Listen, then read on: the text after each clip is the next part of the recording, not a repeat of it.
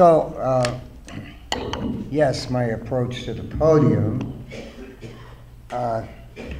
slightly delayed by unwanted souvenirs of capitalist imperialist war.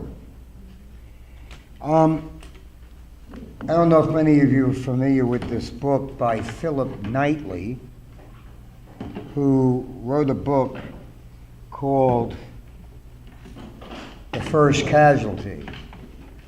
The subheading of the book is "Of War is the Truth." Capitalist imperialism cannot survive without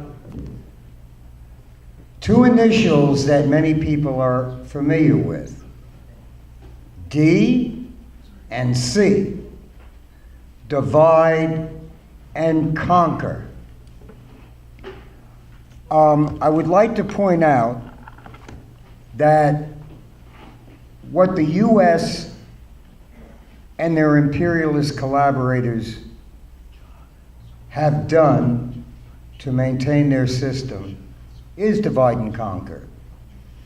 They divide and conquer every category you can imagine. Trans from gender nonconforming, Navy from Army, Air Force. They cannot survive if their markets don't expand. It really is kind of comes down to that. Without expanding, they die, which is why we have war. And I wanted to mention this one quote from Marx, but I wanted to continue that with exactly what Ben Franklin even said. Benjamin Franklin, one of my favorite quotes of the thief. Oh, I'm sorry. Is this better? Yeah. Good. Okay. War is robbery. Commerce is cheating. So, war is a political conflict taken to a higher level. I'm a Vietnam veteran. When you work for military intelligence in Vietnam, you learn the lies of imperial capitalism. I hate to use this word. I kind of don't use it sometimes generally in speaking to people because it is kind of firm. But the word for the media is brainwashers. That's what they do. They don't just do it on the 6 o'clock news. They do it in commercials. They do it in film. They do it even in poetry. Everywhere they can get their hands on to brainwash the masses and lead them to slaughter each other is their goal. I want to just talk about a few things about why the U.S. lost the war in Vietnam. Number one, of course, was the incredibly heroic resistance of the Vietnamese people.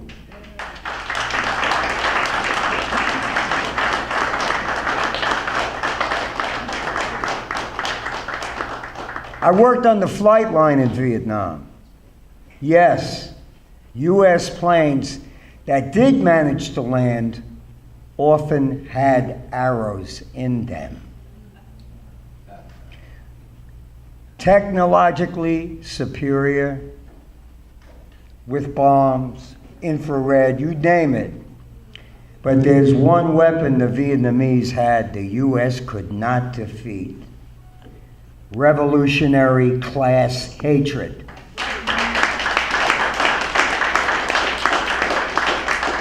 So what happened?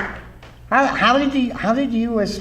lose the war? Well, one thing was they completely lost control of their ground troops in Vietnam. And it's statute of limitations. Fuck it. Okay? The year that I was in Vietnam, we had approximately 440 incidents of U.S. officers, because you have those class divisions in the military, killed by American soldiers. We have a word for it, and the initials are, in case you don't know already, TITB, two in the back. And I wanted to just end, if I could, with one glaring example. Does anybody here, some of the older people here might remember, there used to be a common commercial that you used to see on TV when Chase Bank was more or less known as Chase Manhattan. And some of you might remember that. I know you have a friend at Chase Manhattan. So the first time I was injured in Vietnam, I wound up in 3rd Army Field Hospital outside Saigon, which is now more aptly named Ho Chi Minh City.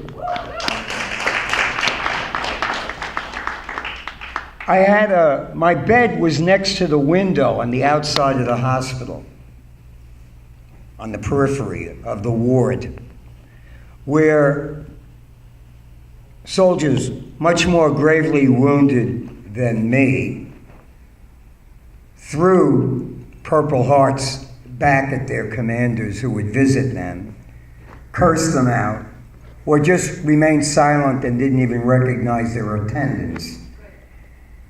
Across from 3rd Army Field Hospital was a heliport. What did the heliport bring? What did the helicopters land at the heliport? Body bags. Right behind, if I looked outside my window, you could see the helicopters landing, the body bags piling up. And right beyond the heliport, you know what there was? There was a billboard. And the billboard said,